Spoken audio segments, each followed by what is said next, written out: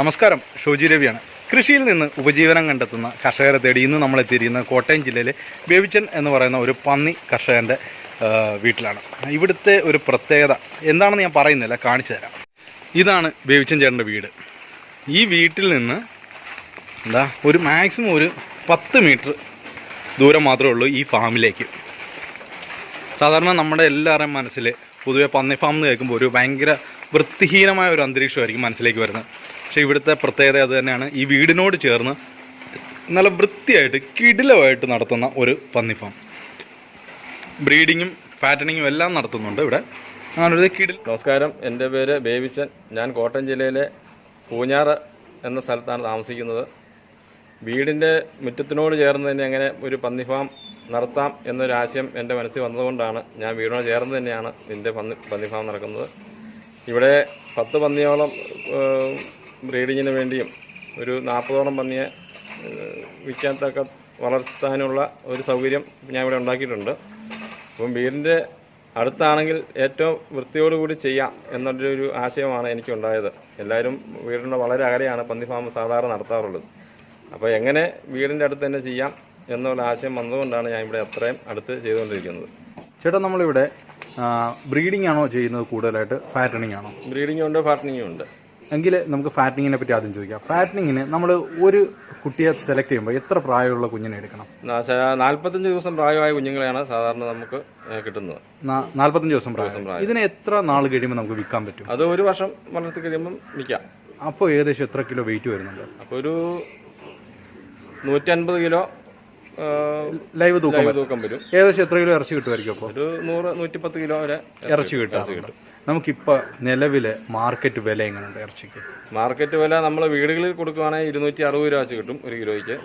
നമ്മൾ ഇതിനെ കോൾഡ് സ്റ്റോറേജിലേക്കാണ് കൊടുക്കുന്നെങ്കിൽ 220 രൂപ വെച്ച് കിട്ടും 1 കിലോയ്ക്ക്. 1 കിലോയ്ക്ക് 220 രൂപ. അത് 10 മാസം കഴിയുമ്പോൾ ഏകദേശം ഒരു 100 കിലോ മീറ്റ് കൊടുക്കുന്നതൊക്കെ ഏകദേശം 22,000 രൂപ. 22,000 ഈ 45 ദിവസം പ്രായ കുഞ്ഞിനെ എന്ത് വിലക്കാണ് നമുക്ക് കിട്ടുന്നത്? അത് 4,500 രൂപ 4,000 രൂപ തോതിൽ നമുക്ക് കിട്ടും. 45 ദിവസമായ കുട്ടികളെ കിട്ടും. അപ്പോൾ നമുക്ക് അടുത്ത ചോദിക്കണേ, ഫാറ്റനിങ്ങിലേക്ക് വരുമ്പോഴത്തേക്ക് നമുക്കിന് തീറ്റ എന്താണ് കൊടുക്കുന്നത്? തീറ്റ കൊടുക്കുന്നത് ഞാനിവിടെ കൊടുക്കുന്നത് തീരെ കുഞ്ഞിനെ വരുമ്പം ചോറൊക്കെ വെച്ച് കൊടുക്കും. പിന്നെ കുറച്ച് കഴിയുമ്പോഴത്തേനും കോഴി വേസ്റ്റാണ് കൂടുതലായിട്ട് കൊടുക്കുന്നത്. കോഴി വേസ്റ്റ് എങ്ങനെയാണ് നമ്മൾ ഈ കോഴി വേസ്റ്റിന് കഴിക്കാൻ കൊടുക്കുന്നത്? കോഴി വേസ്റ്റ് കൊണ്ടുവന്ന് കഴിയുമ്പം അത് ചൂടാക്കിയാണ് കൊടുക്കുന്നത്. ചൂടാക്കിയാണ് കൊടുക്കുക. നമുക്ക് ഈ എൻ്റെ ഒരു സംശയം എന്ന് വെച്ച് കഴിഞ്ഞാൽ, ഈ കോഴി വേസ്റ്റ് കൊണ്ട് ഇട്ടെന്ന് വെച്ചോ, അപ്പോൾ ഇതിൻ്റെ തൂവലടക്കമുള്ള മൊത്തം സാധനങ്ങൾ കഴിക്കുമോ അതോ വേസ്റ്റ് എന്തെങ്കിലും? ഇല്ല, നമ്മൾ വേവിച്ച് കൊടുക്കുന്നത് കൊണ്ട് അതിൻ്റെ അകത്തെ ഇറച്ചി മാത്രം ഇത് കഴിച്ചിട്ട് രാവിലെ ആകുമ്പം ഇത് പപ്പ് മാത്രം കിടക്കും, ബാക്കി കിടക്കാം. ഈ പന്നികൾക്ക് എത്ര തവണ നമ്മൾ തീറ്റ കൊടുക്കും? ഞാനിവിടെ രാവിലെ വൈകിട്ട് തീറ്റ കൊടുക്കുന്നു ഒരു സമയത്ത്. പിന്നെ രാവിലെ കൂട് കഴിയാൽ പിന്നെ ഞാൻ തീറ്റ കൊടുക്കാറില്ല. വൈകിട്ട് ഒരു സമയത്ത് മാത്രമേ കൊടുക്കാറുള്ളൂ. വൈകിട്ട് ഒരു സമയത്ത് മാത്രമാണ് തീറ്റ കൊടുക്കുക. അപ്പം നമുക്ക് പൂർണ്ണമായിട്ട് പിന്നെ തീറ്റ ചിലവ് ഏകദേശം 0 എന്ന് തന്നെ പറയാൻ പറ്റും. തീർച്ചയായിട്ടും നമുക്ക് ആദ്യമേ കുഞ്ഞിനെ കൊടുക്കുന്ന ഒരു ചിലവ് മാത്രമേ വരുന്നുള്ളൂ. കുഞ്ഞുങ്ങളെ എത്ര നാൾ വരെ നമ്മൾ ഈ അരി വേവിച്ച് കൊടുക്കും? അതൊരു കൊണ്ടുവന്ന ഒരു 3-4 ദിവസമൊക്കെ കൊടുക്കാറുള്ളൂ. ഭക്ഷണം കഴിക്കാൻ തുടങ്ങുന്നതനുസരിച്ച് തീറ്റ മാറും. അപ്പോൾ വളരെ തീറ്റ ചിലവ് കുറച്ച് തന്നെ നമുക്ക് ഫാറ്റനിങ് ചെയ്തെടുക്കാം. തീർച്ചയായിട്ടും. ഈ പന്നികൾക്ക് വേറെ എന്തെങ്കിലും മരുന്നുകൾ ചെയ്യേണ്ടതായിട്ട് വരുന്നുണ്ടോ? മരുന്നുകൾ സാധാരണ രീതിയിൽ നമ്മൾ കുഞ്ഞുങ്ങളുണ്ടായി വാങ്ങിച്ചു കഴിയുമ്പം തന്നെ ഇഞ്ചക്ഷൻ എടുത്തവരായിരിക്കും തരുന്നത്. ശരി, നല്ല ഫാമിൽ നിന്ന് നമ്മൾ വാങ്ങിക്കാറുള്ളത് നോക്കി. പിന്നീട് നമുക്ക് പ്രത്യേകിച്ച് മരുന്നൊന്നും വേണ്ടി വരുന്നില്ല. പന്നികൾക്ക് അസുഖങ്ങൾ വല്ലതും വരാറുണ്ടോ?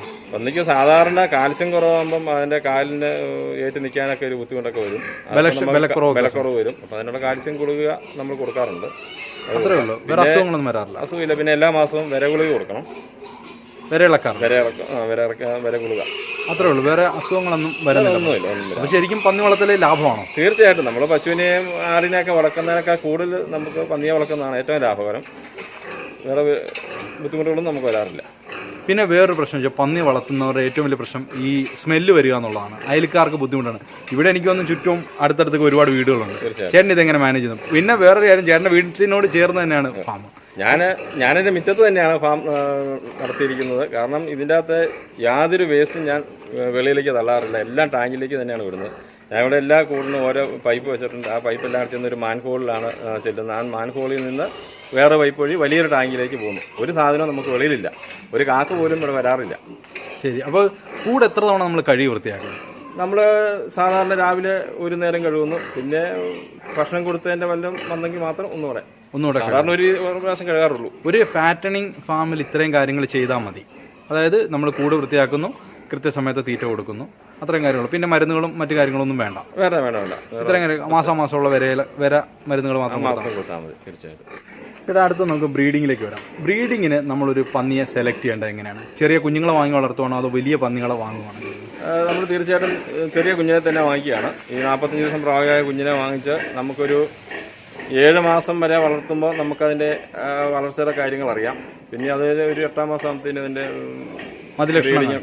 ലക്ഷണം കാണിക്കുമ്പോൾ നമ്മൾ അതിലെ നല്ല കുട്ടനെ തന്നെ സെലക്ട് ചെയ്ത് നേരത്തെ നിർത്തും. അപ്പോൾ ആ കുട്ടനെ കൂട്ടത്തിൽ വിടുന്നു. പിന്നെ 110 ദിവസമാണ് ശരാശരി പന്നിയുടെ പ്രസവ കാലഘട്ടം, ഗർഭകാലം.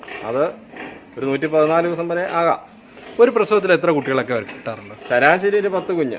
അത് ചിലത് 12 കുഞ്ഞാകാം, 8 കുഞ്ഞാകാം, അങ്ങനെ ഉണ്ടാകും. ഈ കുഞ്ഞ് ജനിച്ചാൽ ഉടനെ നമ്മൾ എന്തെങ്കിലും മരുന്നുകൾ കൊടുക്കേണ്ടത്, അല്ലെങ്കിൽ എങ്ങനെയാണ് കെയർ ചെയ്യേണ്ടത്?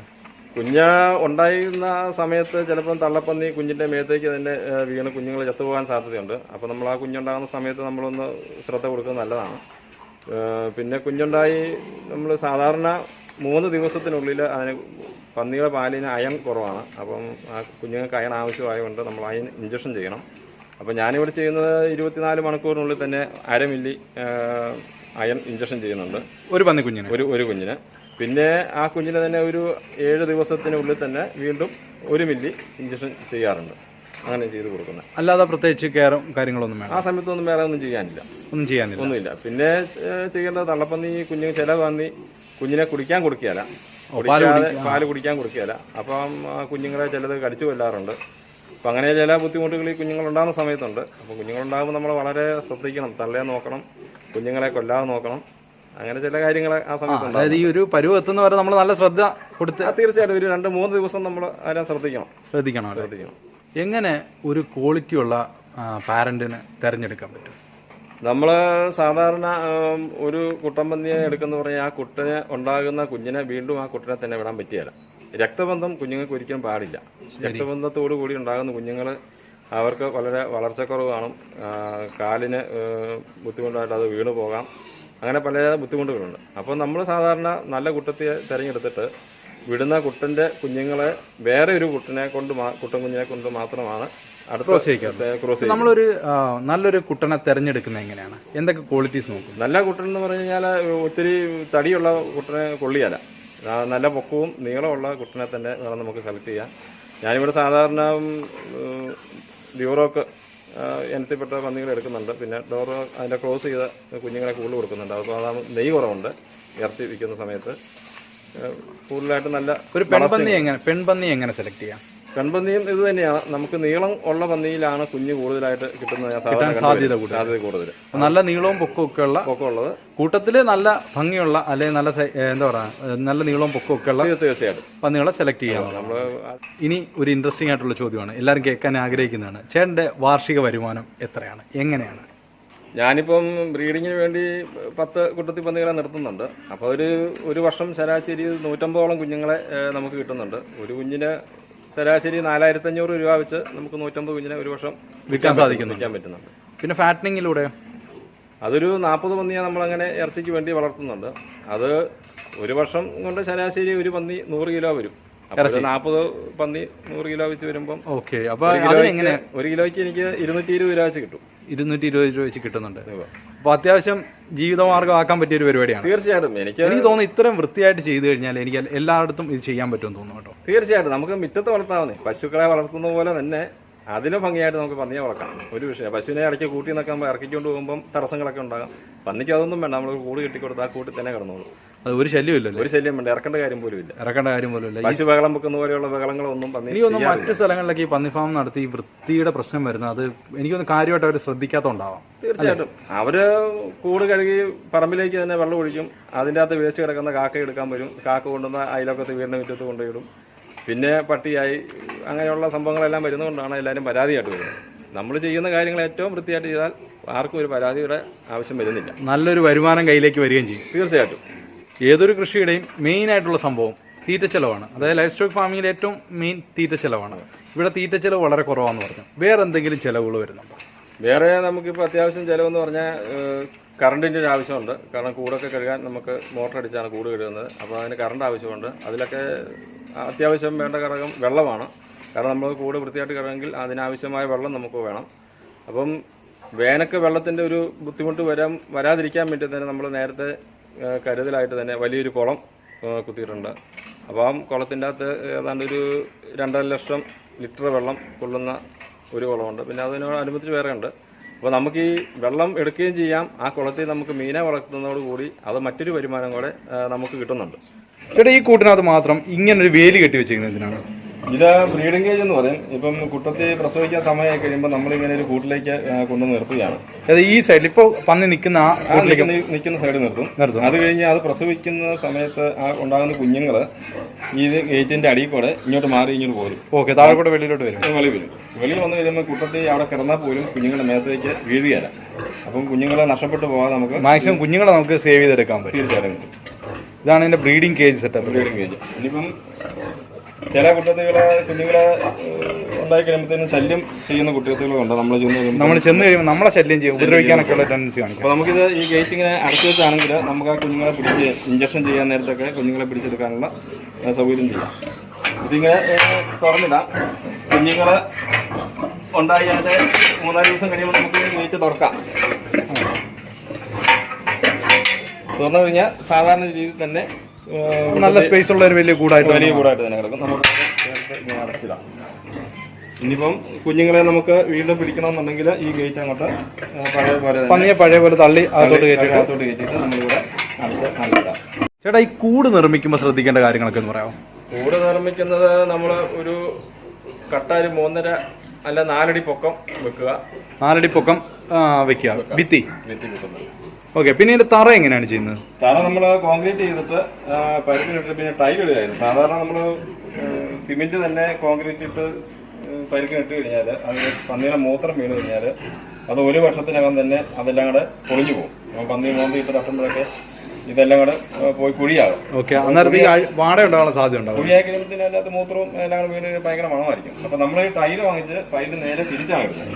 ഓ, ഇത് തിരിച്ചോട്ട് ചെയ്യുന്നത് ബാക്ക് സൈഡിലാണ് വന്നേക്കുന്നത്. അതെ അതെ അതെ. അപ്പം ഇതിനകത്ത് തെറ്റൽ വരികയില്ല, വൃത്തിയായിട്ട് കിടക്കുകയും ചെയ്യും. അപ്പൊ നമുക്ക് ഇതിനകത്ത് വെള്ളമോ മറ്റു കാര്യങ്ങളൊന്നും കിടക്കുകയില്ല. പിന്നെ നമ്മൾ വൃത്തിയായി കിടക്കാൻ വേണ്ടി ഇതിനകത്ത് പ്രത്യേകിച്ച് വെള്ളം ഒഴിച്ചിടുന്നില്ല. അന്നിക്ക് കുടിക്കാൻ വേണ്ടി ഒരു വെള്ളം ഒഴിച്ചു. പിന്നെ വെള്ളത്തിന്റെ സംവിധാനം എങ്ങനെയാണ് ചെയ്യുന്നത്? അപ്പം വെള്ളം നമ്മൾ ഒഴിച്ചിരുന്നില്ലാത്തത് കൊണ്ട് നമ്മൾ എപ്പോഴും നിപ്പിളാണ് വെച്ചിരിക്കുന്നത്. നിപ്പിൾ സിസ്റ്റമാണ്. അതെങ്ങനെയാണ് വർക്ക് ചെയ്യുന്നത് കാണിച്ചു. ഇപ്പോൾ നമ്മൾ വെള്ളം വെച്ചിട്ട് ഇത് നിപ്പിൾ വെച്ചിരിക്കുന്നതാണ്. അപ്പം പന്നി വന്ന് ഇങ്ങനെ പയ്യെ തൊടുമ്പോൾ തന്നെ ഇതിലേക്ക് വെള്ളം ചാടുകയാണ് ചെയ്യുന്നത്. അപ്പം ഒന്ന് പ്രസ് ചെയ്താലോ അങ്ങോട്ടൊന്ന് തള്ളിക്കൊടുത്താലോ എന്ത് ചെയ്താലും പന്നിക്ക് വെള്ളം കുടിക്കാൻ സമയം. അപ്പം പന്നിക്ക് ദാഹിക്കുന്നതനുസരിച്ച് വന്ന് വെള്ളം കുടിക്കാം. അപ്പം നമ്മൾ അകത്ത് ഇങ്ങനെ ഒരു ടാങ്ക് വെള്ളം കുടിക്കാൻ വെക്കാത്തത് കൊണ്ട് അതിൻ്റെ അകത്ത് മരം ഒന്നും കിടന്ന മണം ഉണ്ടാകുകയാണ്. വെള്ളം ഒന്നും കെട്ടിക്കിടന്ന് സ്മെല്ലുണ്ടാവത്തില്ല. ഏകദേശം ഇത്രയും ഈ ഒരു പൊക്കത്തിൽ കൂട് പണിതാൽ മതിയോ? കൂട് പണിതാൽ മതി. ഒരു വലിയ ഷെഡിനകത്ത് ഈ ഒരു 3.5-4 അടി പൊക്കത്തിൽ കള്ളികളായിട്ട് തിരിച്ച് കൂട് പണിയാം. നേരത്തെ കാണിച്ച പോലെ ബ്രീഡിംഗ് കേജും കൂടെ സെറ്റ് ചെയ്ത് കഴിഞ്ഞാൽ ഏറ്റവും നല്ല കാര്യം. സംഭവം പൊളി. പിന്നെ കള്ളിക്ക് പ്രത്യേകിച്ച് വലിപ്പം കാര്യങ്ങളൊന്നും ഇല്ല. നമ്മൾ ഇടുന്ന പന്നിയുടെ എണ്ണത്തിനനുസരിച്ചുള്ള. ഇതിപ്പോ നമുക്കൊരു ഫീമെയിൽ ബ്രീഡിങ്ങിനുള്ള പന്നി ഇടാൻ പറ്റുന്ന കൂടല്ലേ? ഇതിനകത്തിടാം. വളർത്തിയെടുക്കാം. ഇത്ര വലിപ്പത്തില് 2 പന്നി ഇടാൻ പറ്റുന്നു. ഇതിന്റെ നീളവും വീതിയും ഒന്ന് പറയാമോ? ഇതിനിപ്പോ ഒരു 6 അടി വീതിയും ഒരു 7 അടിയോളം നീളമുണ്ട്. അത്രയും വലിപ്പത്തിൽ ഒരു കൂടുണ്ട്. 2 വലിയ പന്നികളെ ബ്രീഡിങ്ങിന് വേണ്ടി നിർത്താൻ പറ്റും. വേറെ കാര്യമുണ്ട് ചേട്ടാ, ഇതിപ്പോ നമ്മളൊരു ഷെഡിനകത്താണ് ഇത്രയും കൂടുകൾ കള്ളികളായിട്ട് തിരിച്ചേക്കുന്നത്. ഇപ്പൊ ഈ ഷെഡിന്റെ സൈസ് എങ്ങനെയാണ്? ഈ ഷെഡ് ഇപ്പൊ നമ്മള് കൂടിന്റെ കള്ളിയുടെ വലിപ്പം അനുസരിച്ച് ഉണ്ടാക്കുക. എന്നിട്ട് അതിന്റെ പരമാവധി പൊക്കം കൂട്ടി ഈറ്റിടുകയാണ് മാത്രമേ ഉള്ളൂ. അപ്പം ചൂട് പന്നിക്ക് ബുദ്ധിമുട്ടാണ്. ചൂട് കഴിഞ്ഞാൽ പാട് വരും. എയർ സർക്കുലേഷൻ മാക്സിമം കിട്ടത്തക്ക രീതിയിൽ. പിന്നെ നമ്മളൊരു ഫാൻ ഇട്ടിട്ടുണ്ട്. രാത്രി ആണെങ്കിലും ലൈറ്റ് ഇട്ടിട്ടുണ്ട്. പരമാവധി ഷീറ്റ് പൊക്കം കൂട്ടി ഹൈറ്റ് കൂട്ടിയാണ് ചെയ്തിരിക്കുന്നത്. പിന്നെ ഇതിലേക്ക് മറ്റ് വെളിയിൽ നിന്നൊന്നും കയറാത്ത രീതിയിൽ നമ്മൾ ഗ്രീൻ നെറ്റ് ഇട്ടിട്ടുണ്ട്. ആ ഗ്രീൻ നെറ്റിൻ്റെ മുകളിൽ വലയാണ് ഇട്ടിരിക്കുന്നത്. കാരണം അതിൻ്റെ എയർ അകത്തേക്ക് കിടക്കാൻ വേണ്ടി വലയാണ് കെട്ടിയിരിക്കുന്നത്. ബേബിച്ചൻ ചേട്ടൻ്റെ ഫാം എല്ലാവർക്കും ഇഷ്ടപ്പെട്ടു എന്ന് വിശ്വസിക്കുന്നു. അപ്പോൾ എന്തായാലും നമ്മൾ ഈ സീരീസിൽ വിജയിച്ച, അതായത് കാർഷിക വൃത്തിയിലൂടെ വിജയം കൈവരിച്ച കർഷകരെ മാത്രമാണ് ഉൾപ്പെടുത്തിയിരിക്കുന്നത്. പരാജയപ്പെട്ട കർഷകർ ആരെങ്കിലും നിങ്ങളുടെ പരിചയത്തിലോ അല്ലെങ്കിൽ നിങ്ങളൊരു പരാജയപ്പെട്ട കർഷകരാണെങ്കിൽ തീർച്ചയായിട്ടും നമ്മളെ കോൺടാക്ട് ചെയ്യുക. അടുത്തൊരു സീരീസുമായിട്ട് നിങ്ങളുടെ അടുത്തേക്ക് നമ്മൾ വരുന്നതായിരിക്കും. എന്തായാലും നിങ്ങൾക്ക് ഇഷ്ടപ്പെട്ടാൽ തീർച്ചയായിട്ടും ലൈക്ക് ചെയ്യുക, ഇഷ്ടപ്പെട്ടില്ലെങ്കിൽ ഡിസ്ലൈക്ക് ചെയ്യുക. മറ്റൊരു വീഡിയോ ആയിട്ട് വീണ്ടും കാണാം.